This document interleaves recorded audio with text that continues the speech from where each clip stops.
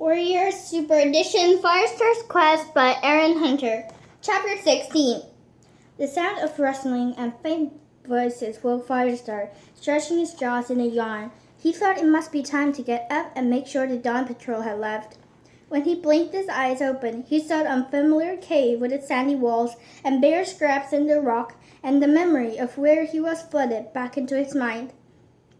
For a moment, he had thought he was back in his old den under the high rock, sleeping in warm moss and bracken with sunlight flickering through the curtain of lichen at the entrance.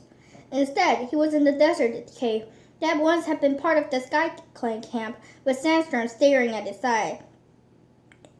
Sandstorm raised her head. "I thought I heard something." "So did I." Forrester shrank into his paws.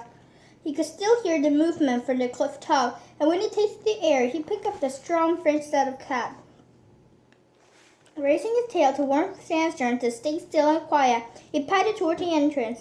Daylight slanted into the cave from a pale sky. The sun hadn't yet risen above the gorge, and the air was cool. He peered out of the cave mouth. Looking up, he was just in time to see a dark tabby tail whisking inside in the bushes that grew on the cliff top.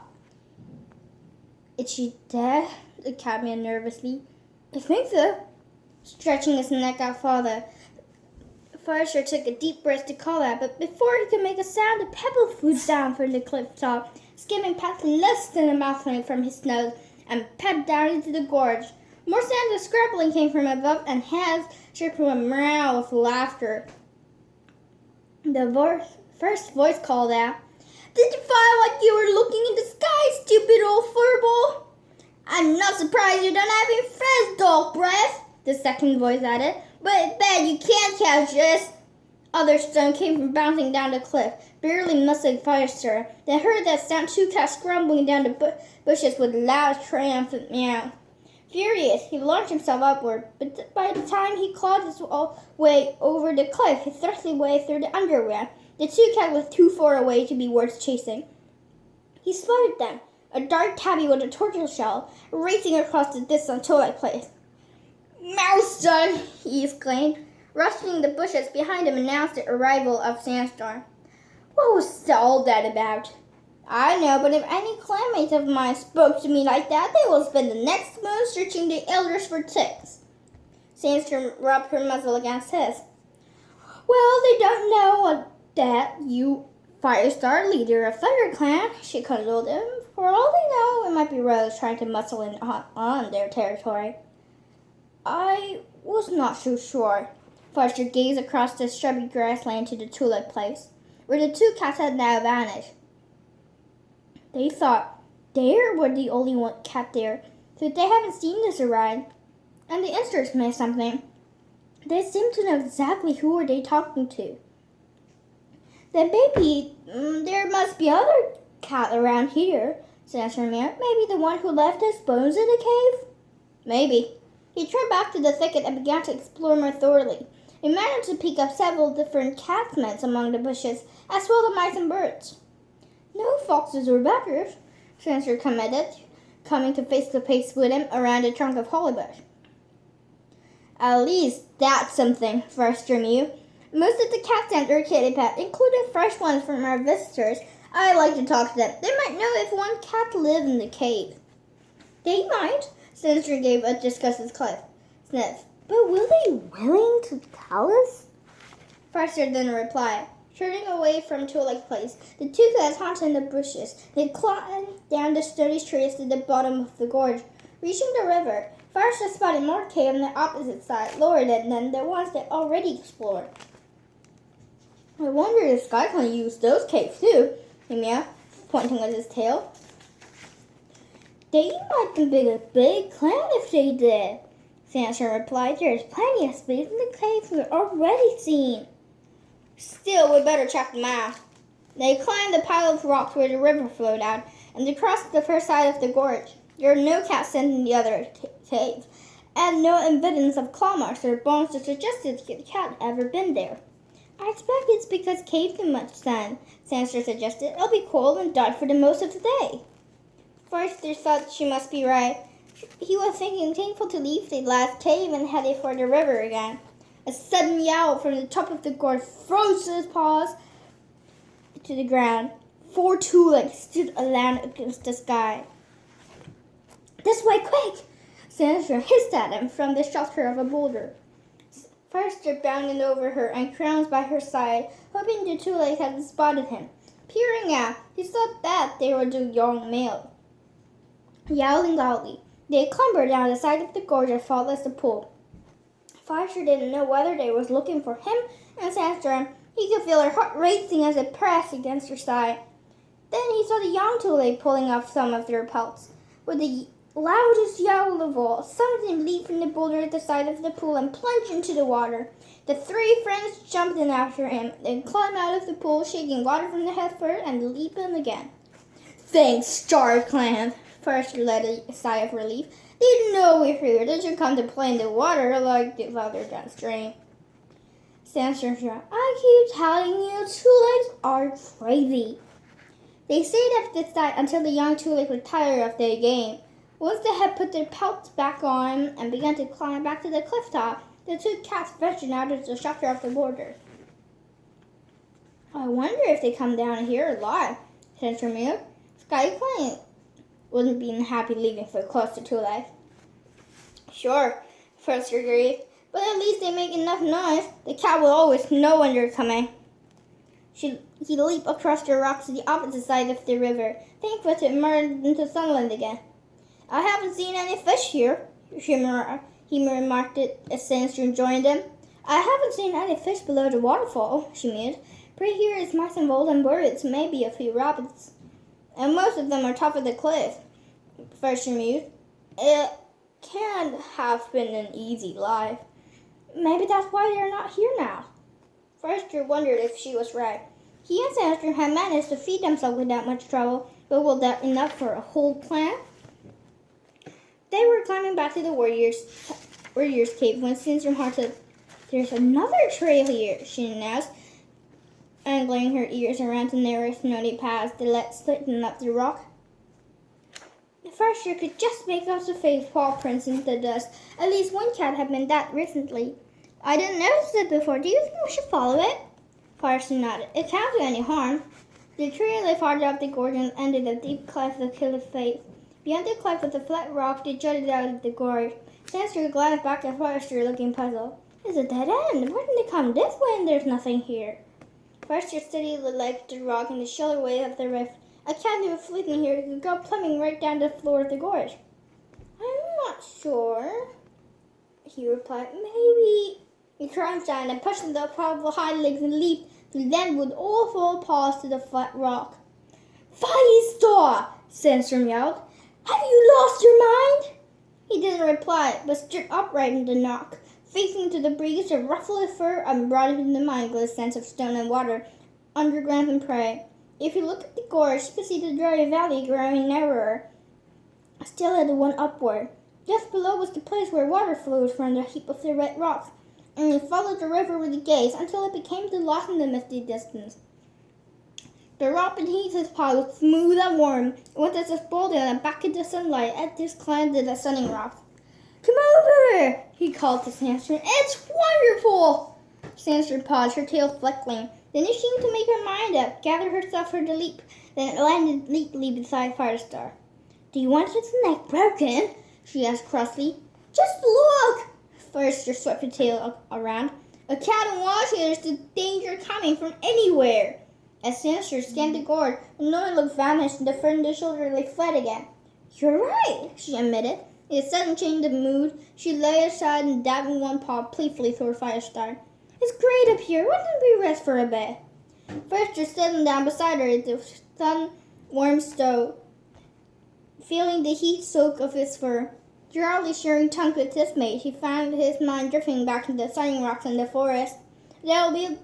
There would be a gathering soon. The other clans discovered that he had left. What would they do then? Firestar felt his butt itching to carry him home and remind himself that Sky Clan still needed him, if he ever found them. At the sunset, they hunted again and ate their prey before they reached the warrior's cave. Where are all these cows scented? Firestar wondered. We haven't seen a single one, not since the Rook Fest first thing this morning. Sandstorm leaped into the cave and wrapped her tongue over one paw. I'm not surprised that they come here. It's not a good place for cats. Okay, there's water and shelter, but the prey is hard to come by. My paws are rubbed and sore from scrambling up and down the rocks all day. I can't even find Doc to rub on them, and my claws are nearly wrenched out of hauling myself into the cave. First, your paws were sore too. The dust and grit stopped between the paths. He longed for the cool touch of leaf grass and fern. For a couple heartbeats, he was tempted to climb down and smooth his paws, wading the shallows at the edge of the river. But he would only have the long climb back afterward.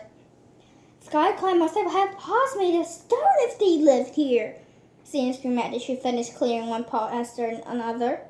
First, she was about to agree with her when he remembered the dream of Sky Clan beside the river and how one cat jumped powerfully into a tree.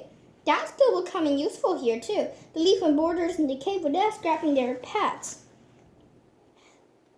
and claws in the rough stone. Suddenly curious, it padded to the cave entrance and examined the rocks aside. Their first scratch mark they had Sandstorm had made, but hardly any other markings must have been made by Sky Clan. That would have jumped up and down the cliff face instead of having to scramble. Even the leap of the flat rock would be easy for them. It would have stood us here, Emil saluted Sandstorm, but it stood as Sky Clan. They knew how to jump. They already had the skill they needed. This was their home. But where are they now? Mistily flicking the gorge and pressed against the cliff face when Forrester woke the next morning. He looked out curiously, half expecting another sound to be hurled at him by the campfire. But everything was silent, even the sound of the river that had farther frost. He roused the Sandstorm. They climbed the cliff top to hunt. Pretty soon it was harder to pick up the cool, damp air. Forrester prowled through the thickets without success. Not even a mouse tail, he muttered.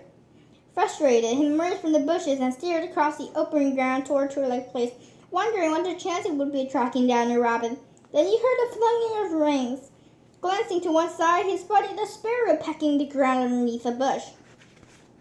As silently as he could glide forward, one paw after another, gradually closing the distance between himself and his prey. It was readying herself to pounce when there was commotion in the bushes and other cats burst out, front paws extended through the sparrow.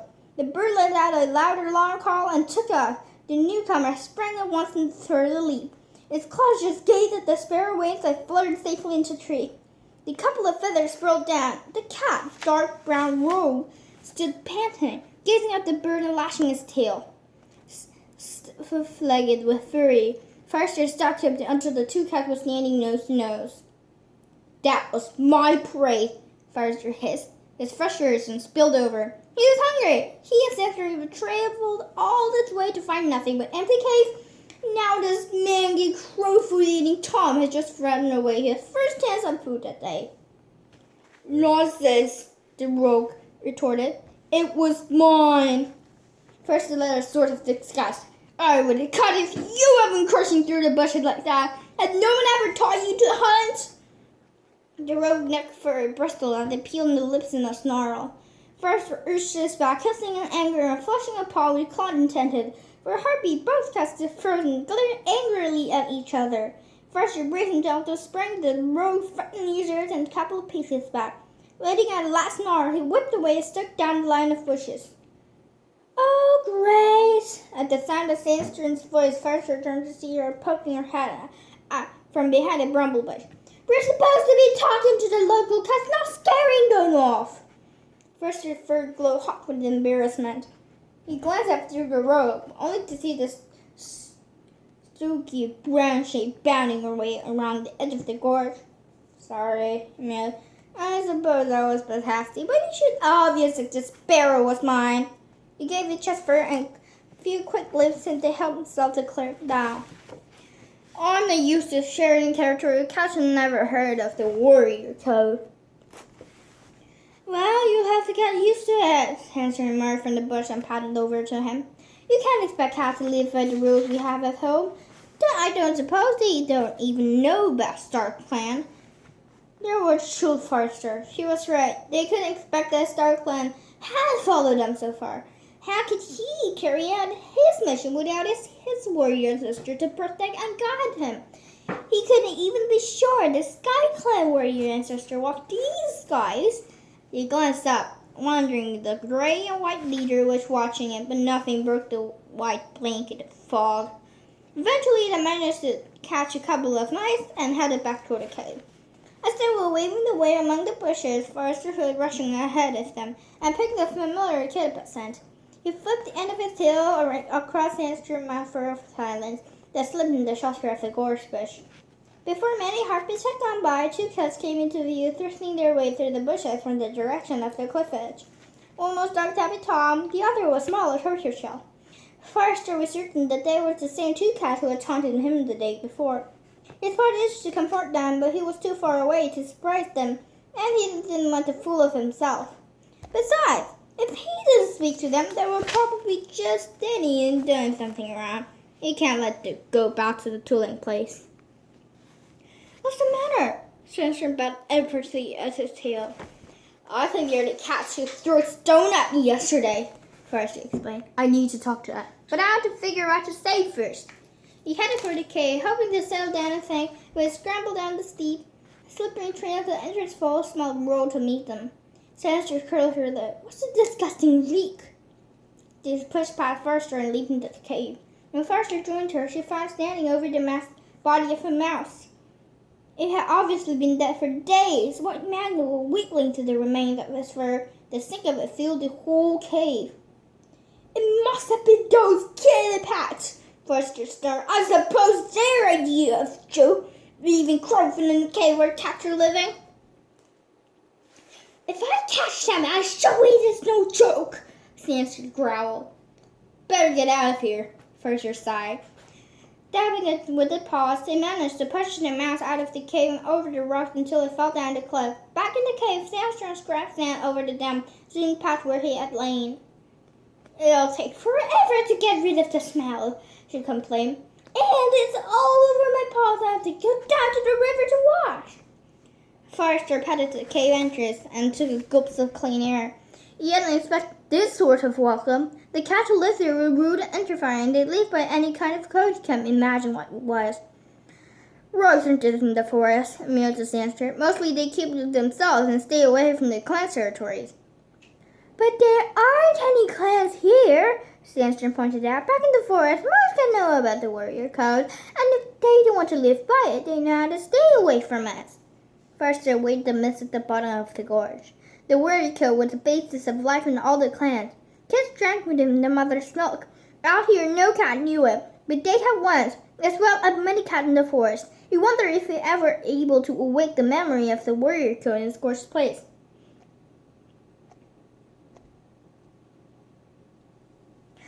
I'll have to make a start somewhere, he muttered, speaking half to himself. I don't think I know where. Straightening up, he added, Sandstrom, tomorrow we're going to talk to those kid pets.